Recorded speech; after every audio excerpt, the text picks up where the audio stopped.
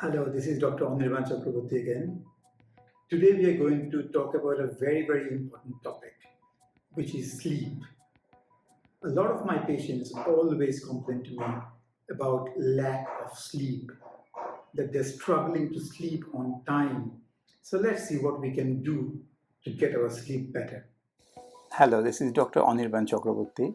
I'm a consultant physician and diabetologist, and I have special interest in lifestyle medicine. Did you know that small changes to your lifestyle may bring big impact to your overall health? I make regular videos to give you tips and tricks so that you can make minimum changes to your lifestyle to have the maximum outcome.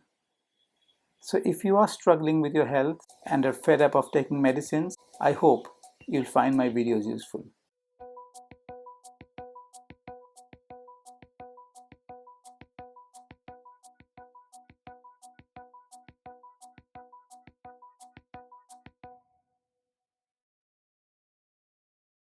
So let's talk about sleep. So it is very common for our patients to keep on endlessly taking some sleeping pills. Well, firstly, let me make it very clear that the medications that general doctors prescribe for sleep are not sleeping pills.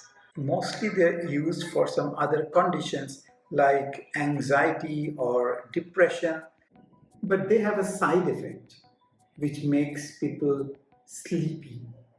So therefore the patients feel sleepy and get some sleep for the first few days or months, and then they go to the doctor to say that it is not working and the dose keeps on going up and up. As you might appreciate, any medication taken for a long time may cause a lot of side effects, and these sleeping pills are not an exception. So long-term use of these sleeping pills can cause addiction, and they can also cause things like dementia, which obviously you don't want to have. So first thing first is try to get off the sleeping pills. They're not good for you, and they're essentially not sleeping pills in the first place.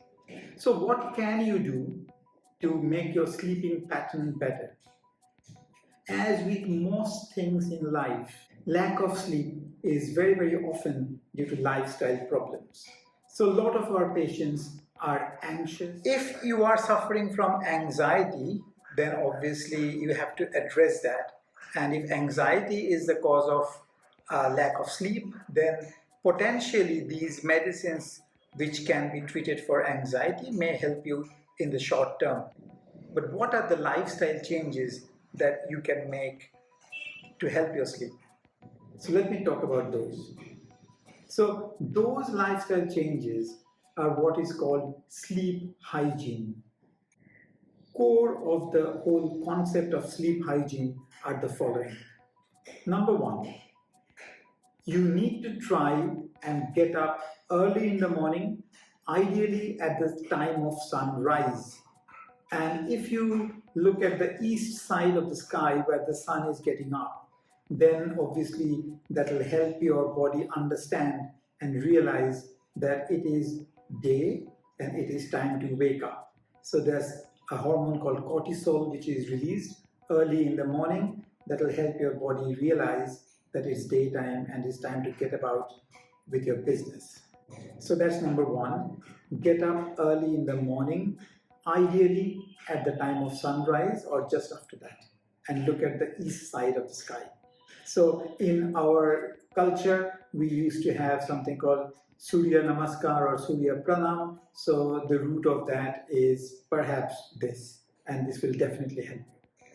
Number two, what you can do to get good sleep is to have ample physical activity throughout the day. So if you're tired, obviously you'll be sleeping well at night. If you're not entirely exhausted, you'll sleep less deep at night. So try to incorporate some physical activities in your day-to-day life. If you're an elderly person, then try to do a bit of walking inside the house. If you can do a bit of morning walk. If you can do do a bit more physically active exercise like playing any sports or anything else if you are more active. But essentially, you need to do a bit more physical activity to get yourself exhausted enough so that you sleep well. Number 3 is try to restrict coffee, tea, etc. after the afternoon. So especially 6 o'clock onwards, try to restrict coffee, try to restrict tea, because that can keep you awake while you're trying to go to bed. Number 4 is try to have a fixed time to go to bed. So then your body will know that it is the time for sleeping. Suppose your time to go to bed is 11 p.m. So try to go to bed every day at 11 p.m. And before you go to bed, there's a 3-2-1 rule. Essentially, try to have your food 3 hours before you go to bed. So if 11 o'clock is your time, try to have your dinner by 8 o'clock. Try to have no fluid for 2 hours before you go to bed. Then that will stop you from getting up and going to the toilet in the middle of the night. And number 3 is for the last 1 hour, try to dim all the lights and absolutely avoid looking at the screen of your smartphone or television. Try to dim the light, listen to some nice music, have a nice little chat, or just read some books in dim light, and that will get yourself ready for a nice night's sleep. Number 5, what you can do to get a good night's sleep is to completely avoid any type of sleeping or dozing off during the daytime.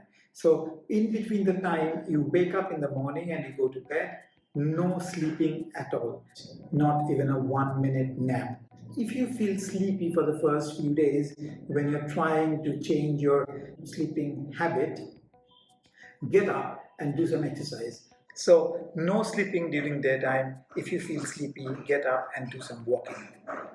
Number 6 is try to have a nice cool temperature when you go to bed. I know in India it may be a problem, but obviously nowadays most of us have some sort of air conditioning at home. So try to use it and keep the temperature of the room in the range of 24 to 26 degrees Celsius, nice and cool.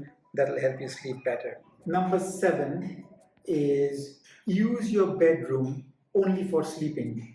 So the place where you go to sleep, your body should understand that that is the place for sleeping only.